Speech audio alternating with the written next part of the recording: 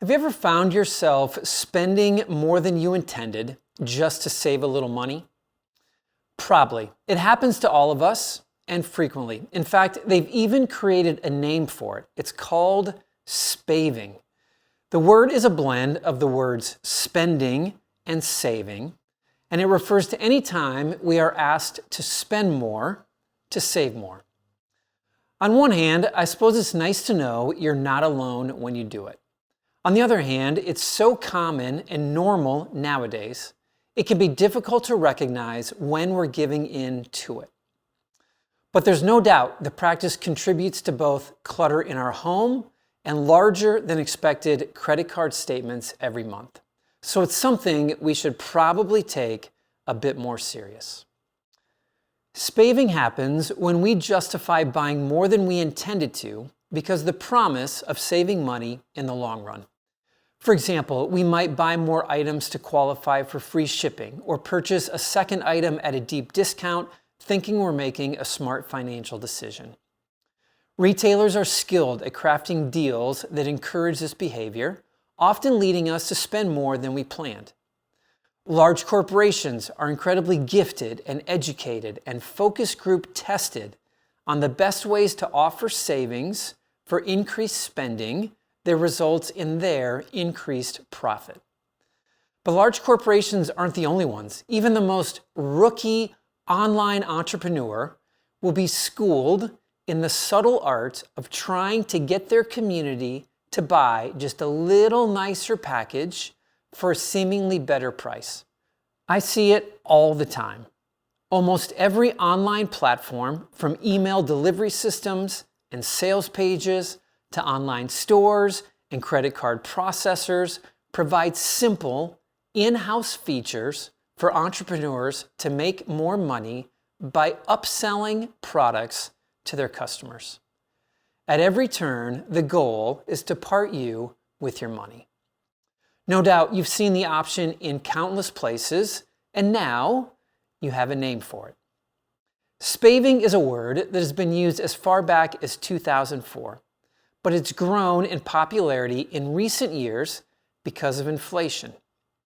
Now, this makes sense when you realize that one of the most dangerous aspects of spaving is that it plays on our emotions and decision-making the most during economic uncertainty. The more worried we are about prices or our household budget, the more likely we are to look for saving opportunities. And the more likely we become to spend more just so we can save more. The keys to avoiding this temptation is to recognize it when it happens so it doesn't cloud our judgment, and also to develop strategies to counteract the urge. I want to offer you today some ways to recognize when we are giving into it and some tips to overcome. So first, how do we recognize when we're doing it? Number one, we're asked to buy more to save. This is, of course, the textbook definition of the word. But every time you notice an offer or benefit, if you spend just a little bit more, you can clearly recognize that the tactic is being deployed. It takes various forms. One of the most common tactics these days is the free shipping minimum order. For instance, you need to buy a book that costs $12, but the website offers free shipping if you spend $25. Instead of paying $5 for shipping, you add another book you didn't plan to buy, thereby spending $20 instead of $17. Number two, we're promised extra benefits for more purchases. Retailers often lure us with additional benefits for buying more. Consider the buy one, get one 50% off deal. We might end up purchasing more than we intended, thinking we're getting a bargain. Additionally, sometimes we get faster shipping if we spend more, or a store credit to be used next time if we purchase a minimum amount. But these are all examples of extra benefits for buying more. Number three, we spend more than anticipated because of the deals. Grocery stores frequently use promotions like buy 5 to get the sale price. You've noticed them, no doubt. We go to the grocery store only needing 2 items, but end up buying 5 just to take advantage of the discount, spending more than we planned. Or we wanted to eat a breakfast sandwich from our favorite drive-through restaurant, but we end up buying 2 because the second one was offered for just $1 in the app. Number 4, whenever there are no savings without spending. Whenever we see an offer that can only be realized by spending money, we can call it what it is, an example of spaving.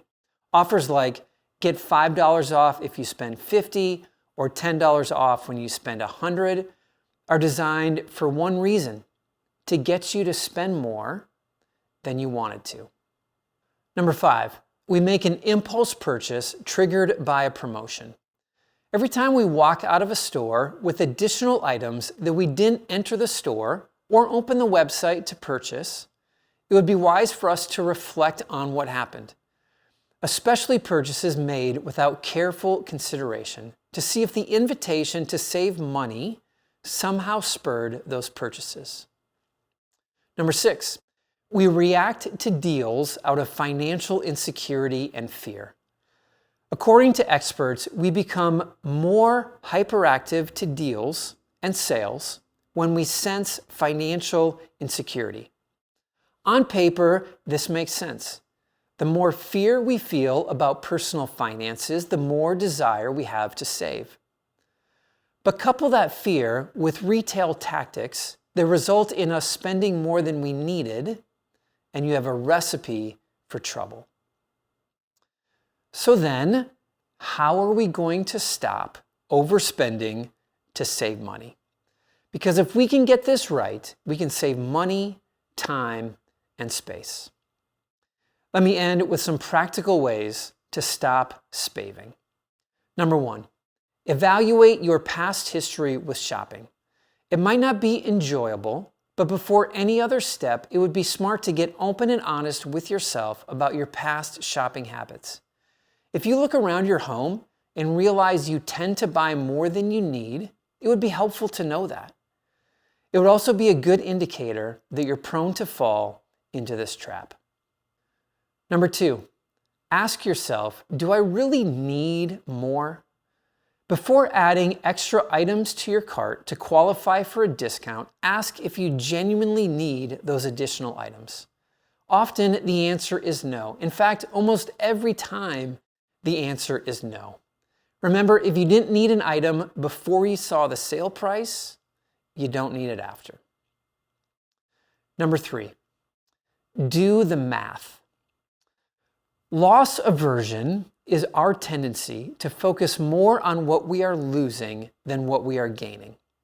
Retailers understand this and they utilize it to their advantage by getting us to focus on the savings we'll be missing out on if we don't spend a little bit more. But you can flip around this tendency by focusing your math and attention on the spending rather than the saving. I'll have to give up $13 more just to save 5? That doesn't make sense. Number 4, remove the savings aspect from the offer and see how it feels. If you were shopping and a sales associate approached you and randomly asked you to buy more stuff, would you? Probably not. Knowing that, you can mentally remove the savings aspect from the ask and see how it makes you feel about the request. Would you like to find something else in this store to get this purchase up over $100? Is almost insulting to you as a customer. So internally, treat, if you spend $200 today, you'll get $10 off, as equally insulting. Number 5, consider the impact the purchase will have on your home. Every example of reckless spending requires us to purchase something we didn't intend to purchase. To help overcome the temptation, reflect on whether you want more items cluttering up your space. Minimalism teaches us that fewer possessions leads to greater freedom and peace. Your decision to buy more just to save more costs you more than finances. It also costs you a little bit of peace and space at home. Number 6, unsubscribe from retail newsletters. Reduce temptation by unsubscribing from newsletters and emails. This helps minimize the constant barrage of deals and sales.